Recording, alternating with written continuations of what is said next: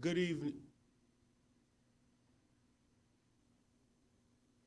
Good evening, Chicago, and welcome to After Class, our live discussion about the effectiveness of the educational system here in Chicago. My name is Eric White Jr., and we're diving into a crucial discussion about the state of public education. As we all know, the educational landscape constantly changing and what I like to call inside and outside of the lines. A grading scale that continues to drop, lowering the standards and expectations of our students, along with I would say, for a better phrase, unprepared and unequipped administration that kind of creates teachers that are both left with limited resources and unprepared to continuously deal with the constant and consistent changes in the system. Tonight, we have a privilege of speaking with Mr. Vernell Cage, a former CPS student, here to offer us his unique perspective and insight on what it's like to be immersed in the CPS school culture. Our conversation will cover three important topics. One of them is equity, the other is safety, and then we're going to talk a little bit about teacher effectiveness. Let's start with an introduction. Tell us a little bit about yourself, where you grew up, and what school you attended. Hello, everyone. My name is Vernell Cage. I grew up in Chicago, but I currently live in Berwyn, Illinois. The college that I attended to was Aviation Institute of Maintenance. Okay. All right. What the aviation of maintenance is that's working on engines and stuff like that, right? Plane engines and stuff? Well, I went there to become an airplane mechanic. Okay, airplane mechanic. That's the right terminology. Yeah. I got you, brother. All right, so let's dive into this conversation. We're going to start with a conversation about equity. Do you think all students in Chicago public schools have access to the same quality of education? Now, we know in that question itself that they don't, but I want to understand from your perspective, why or why not do you think they have the same quality education? I don't think so, just because I believe that the funds in Chicago are not really being used in the proper positions for students that are attending Chicago public schools. It's not being used well, because I say that is that the opportunities are not the same as relating to the schools in the suburbs. I would say that, yeah, I would say. So how do those differences impact, how do you think those differences impact a student's long-term success? Well, it will really help them be successful because, once you open those opportunities for them, like in science or technology, or even showing how to be more healthier, the health department, that's very big. It needs to be very big in our community. Okay. Were there specific programs or teachers that helped you level the playing field? Yes. Okay. All right. What role did mentorship? It's very, very important to have people who I would say that are relatable to the students. So how did the role of mentorship play in your educational experience? And can you think of a time or anyone that really stepped into that role for you? Yes, I can. Mentorship is very big in the urban communities because it's a lot of violence going on, and relationship is very big. It needs to be very big in our communities because we need somebody that we can relate to and that also can educate us and help us move forward in our future. Okay. You spoke about funding briefly in one of my other questions. So how would you describe the level of opportunity you had compared to students from what we would consider wealthier areas? I would say that because I lived in Chicago, but I had to go to another school that had better opportunities because the schools in Chicago don't really serve the same opportunities as the suburb schools. So you kind of have to, really dig deep in, like, figuring out what schools give those equal opportunities as other schools that have better education, opportunities. Yeah, you know what, we'll talk about access when it comes to that, because we all know that money is that key factor in gaining access to those kinds of programs that people in what we would again like to call urban style schools that just don't get that opportunity to do so. All right, we're going to dive real quick into the issue of safety. I'm going to ask you a quick question before we go to our first commercial break. What were there moments when you felt school policies focused more on discipline than support? For the most part, I would say no, but yes. I mean, you know, because if you're growing up in a environment that's as rough as, you know, Chicago, you're going to have some students there, you know, that will most likely bring that environment as well into school. Okay. So, you know, not to like point out those students that do, but it, you know, it's sad to say that it is like that, but you know, it's just how it is, you know. But it could be better. That's really, like I say. All right, we're going to take our first commercial break. We'll be back in just a few minutes.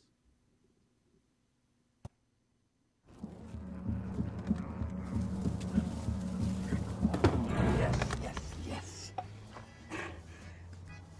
Oh, hi.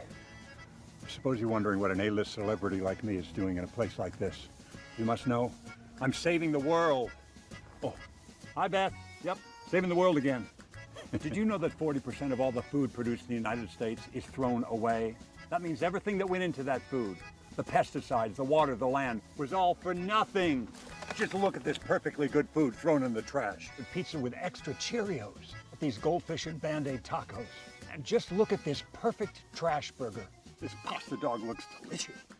You don't have to dumpster dive like Ed Begley Jr. to save the planet. Fight food waste by shopping smart and using what you buy before it gets trashed. That's way better. Ooh, arugula. Do your part and find out other world-saving tips at betterthaned.org. This is the place. Hey, yo, this is my grandson Mike. It's his 18th birthday. Man. Wow, one of the best years of my life. Well, when I was 18, the ladies used to think I was fine. Yeah, your grandma maybe. Oh, Come on, man. he's a smart guy, but I thought he could use a little advice today. Start putting away some money. Call your mother. And now that you're 18, you need to sign up with the Selective Service System. Remember Jamie Thomas? Yeah, Heard he didn't register and was denied a job with TSA. there you go. That's it. Save money, call mom, and register with SSS. Well, one other thing. Get yourself some better kicks. Ugliest shoes I've ever seen. Be the man. Register with the Selective Service System today at sss.gov. And them socks, my God.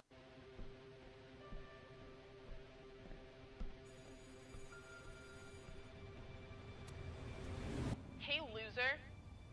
Leave me alone.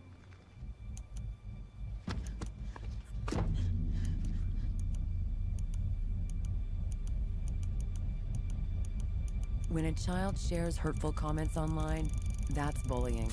Visit erasebullying.ca to learn how to help your child stand up to cyberbullying.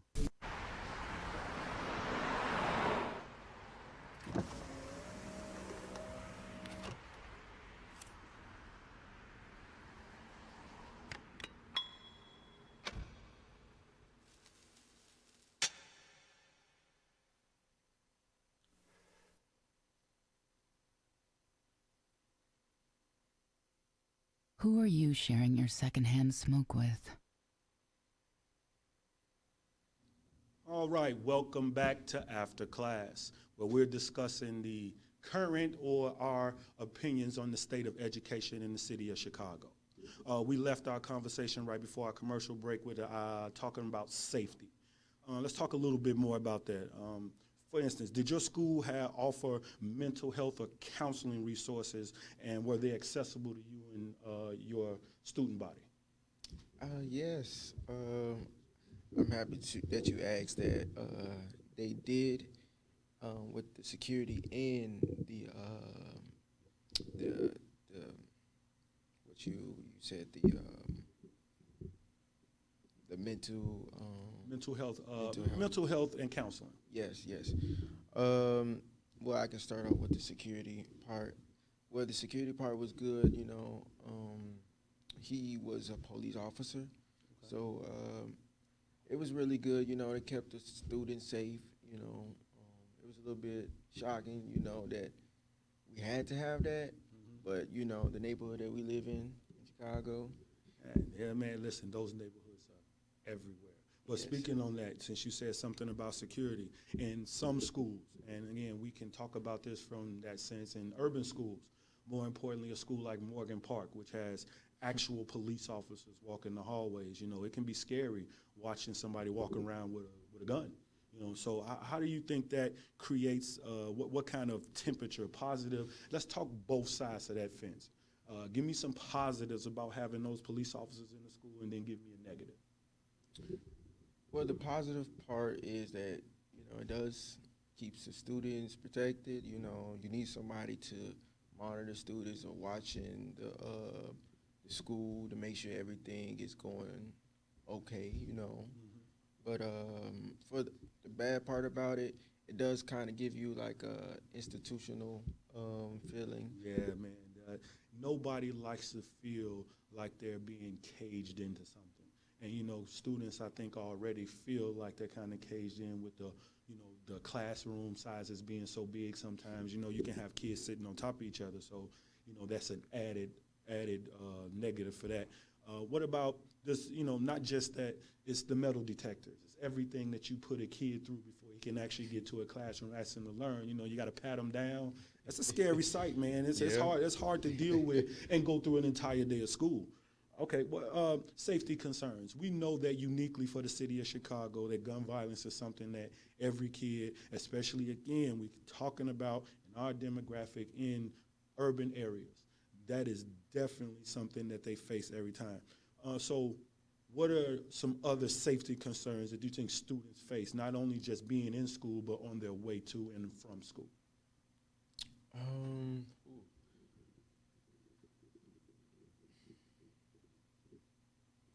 I guess I would say, other than the violence, I say mental health. Yeah, absolutely. And that's very big in our community. It really needs to be attacked more, especially on the youth. It's good that the students are being protected, but your mind as well needs Absolutely. coping. You don't want to pick on or blame, funding and things like that, or just say that suburban area schools are better, but you have to imagine in walking in those areas on their way to school, it's a completely different picture.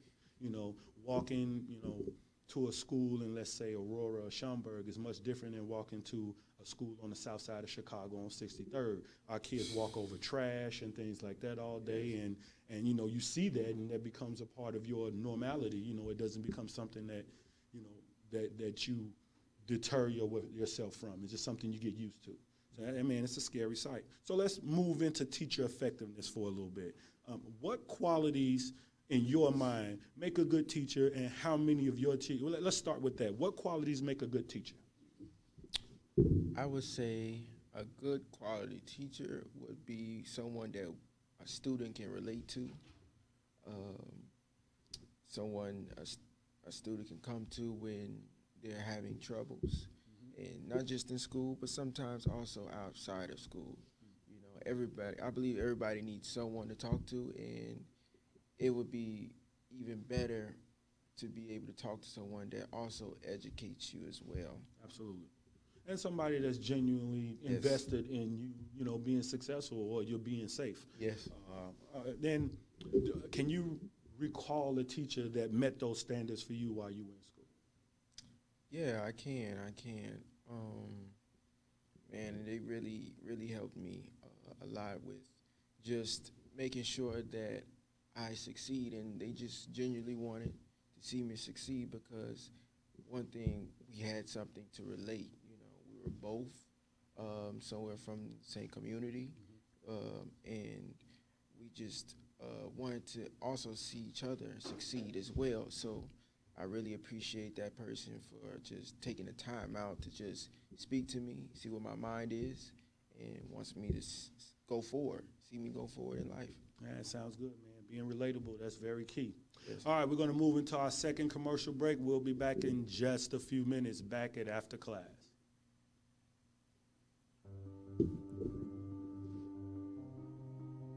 What do you wish for? A nice life? Nice things?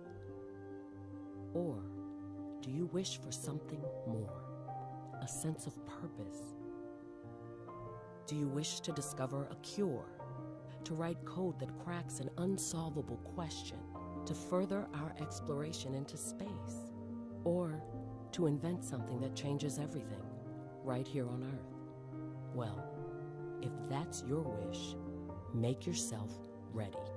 Because when you look back, you'll see that you didn't just make wishes, you realized them.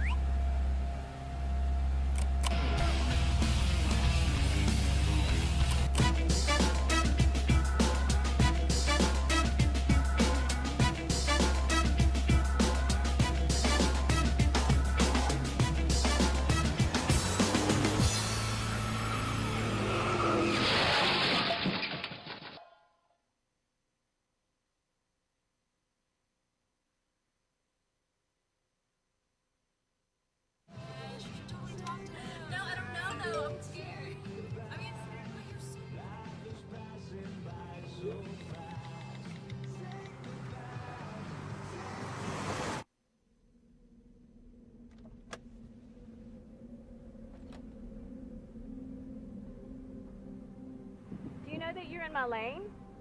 No, not at all. Are you not paying attention?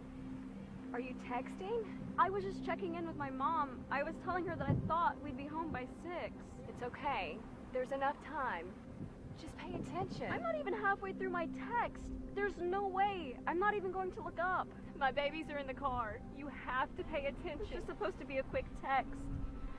I'm so sorry.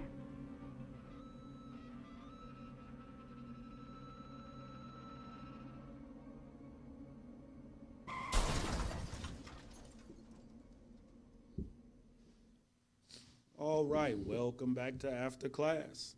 Here we are again having our discussion about the current and our perspective about the educational system and the direction that it is going. So let's get back to this teacher effectiveness conversation. A lot of the issues with CPS tend to be blamed on the students. You know, they love to talk about behavior and things like that, but I think that the teachers, although sometimes I feel unequipped, still need to take some kind of accountability in the success of their students. So how well do you think that while you were in CPS school, the teachers adapted those lessons or adapted their lessons to meet the different learning needs of the students? Well, I think that majority of them did a well job. You know, I believe they could have done more. When I say more, I mean, that goes back to the funding. You know, the teachers need also funding as well, because, you know, the teachers, once they get funding, they're more flexible with different learning skills to help to reach more out to the students and bring out better opportunities for them. And for those students that struggle with opening up, you know, the teachers I believe the teachers do have ideas and and sometimes the teachers are not able to meet those ideas that they think that could reach the students, and you know, and I just say that the teachers, I believe in Chicago, they're doing good. There's some teachers that aren't doing as well, but I just know that that the students are always important, and that the teachers are just, you know, can always do better, of course, you know, but as long as they just continue to try their best, and that Chicago needs to pay them more. You know, that's for sure. I mean, as a former teacher, you know, you don't realize some of the challenges with, you know, curriculum and the way the standards change. You know, I talked a little bit about in the intro about how the grading scale continues to lower, lowering those expectations. And then, you know, out of pocket, like you said, funding. Teachers need funding too. You know, you have no idea. I worked around some very, very good teachers that were funding all of the things in that classroom right out of their pockets with no means of, you know, getting that money back or anything. It had to come from here, you know, something they had to do. And, you know, those are the teachers that I respect the most. With that being said, especially with the lowering of the grading scale and things like that, those realities, these are not things that we're making up. These are things that are happening all over the country. Do you feel, especially, again, we have to talk about our demographic and stay with, you know, a cultural conversation where, do you feel that there were teachers when you were in school that had low expectations of your peers? I've always been in the classroom where, you know, you have that kid who will disrupt the class, but, you know, intellectually, I think that they had the same amount of, you know, the same chance as other students in the class. But do you feel like teachers lowered their expectations based on the students they had in front of them? Yeah, you know, I agree with that, because, you know, there are some students, and believe me, I'm pretty sure everybody can agree that there's some students that, you know, teachers have really tried to reach out to, but, you know, man, you got some students that really try to give you a hard time. And I really think that the students that do give the teachers a hard time are having a hard time at home. Absolutely. And that's why it's needed for the teachers to be funded, because it's like, that's not just a job, you know, to just go there and get paid, but that's a job that's required for love to pour out, and effort, and really just, it's education. I mean, education should always be funded, you know, it really is, but yeah. Being a teacher encompasses a lot. You know, it's not just about going in the classroom and educating students. You literally become almost a parent. You know, you have to deal with those outside factors, like you say. You know, that is not just the saying that everything begins at home. You know, a lot of students are a reflection of what they walk through each and every day with their parents, with the adverse things that they deal with. You know, not making an excuse or anything like that, but these are, again, our realities. You know, we all take a little bit into it, even teachers. You know, people don't think they're human. They go through those kind of things too. They have lives, families, kids, their own children, you know, et cetera, et cetera. Okay, so let's talk about some of those successful things. You know, I was also, you know, a basketball coach and things like that. You know, I did a lot of working with sports. Looking back on your education, looking back your time in school, what role did after-school programs, those wraparound things, sports and extracurricular activities, what role did that play in shaping your educational experience? Oh, man, it really did shape me in just knowing how to actually function in the real world, because the people that mentored me during, like, after-school programs, you know, it was more of a one-on-one kind of thing, you know, and that's what's really needed in our community, and it needs to be more opportunities and programs like that.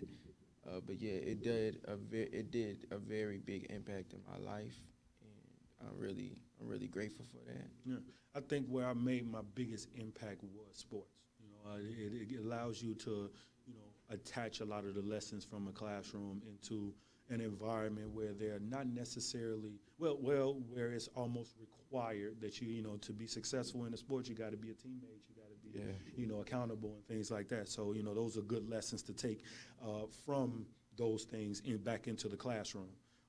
Looking back, looking back, as far as back as you can, what is the one thing a teacher did, one, gracious act that empowered you to succeed? I would say that they just took me under their wing and just letting me know that they want to see me succeed, and that they're going to really take the time out to help me to get to the point of succeeding. It's really a blessing to be able to have someone to take that time out, because time is very valuable. Absolutely. Reaffirmation. Yes. Somebody consistently telling you that, I know you're going through it, but hey, light at the end of the tunnel kind of deal. Yeah, man. It's important. You got to have some form of faith in that sense. All right. So with experience, with your experience in particular, what do you think is the most effective way to support students? It could be wrapped around mental health and emotional well-being, or just around those things that we were talking about, and just being, reaffirming that you can succeed. What do you think is the most effective way to support a student that's having issues with learning? I say that, just relating to them, and I really think that's really effective, that I've seen growing up, was Big Brother or Big Sister programs. Okay. Those are really good because it takes the time out to help them also mold or just grow into an adult, put them on the right path, and just really taking time out to just really getting to know that student or child, and just meeting them where they at, just helping them out, and really seeking to show them that there's somebody in their life that does care, and see them that they want to grow. Okay. All right. It's been a pleasure speaking with you today, Vernell. I swear your perspective has been invaluable, and I know our audience appreciates you sharing your concerns with us. I appreciate it. All right, so in closing, with so much to talk about, so many concerns, so many different perspectives, how do you end this conversation? And the answer to that question is that you don't. You don't end the conversation. You continue to have it over and over with as many people as you can, as many ways that you can, gather as much perspective as you can, because that is the only way to truly make a change. When you want to make change, we can talk about it all day. We can have tons and tons of conversation. I'm pretty sure behind closed doors and out in the open, they've already been had. But what is really being done? Some people say nothing. I don't necessarily think nothing. I just think that there are so many issues that they cannot all be addressed. And we know for a fact as human beings, everybody is never going to be pleased. But when we start thinking about what the true purpose of education is, it is to make sure that no matter what the circumstances, where people come from, or what the financial situation is, that the children are the most important. Making sure that in the event that we find ourselves lost in the realm of education, that we take ourselves back to that very most important thing, and that's that young child that is looking to us for guidance. Mentorship is a very big thing in education, and it should be something that's not only celebrated, but something that is incorporated into our system to make sure that no matter what happens or where these kids come from, again, we keep talking about that, just that they have the genuine opportunity to truly be successful. I don't know how far we will come in the next few years, but let's hope that this conversation continues and we start to make some gains. This has been Eric White Jr. for After Class. See you next time.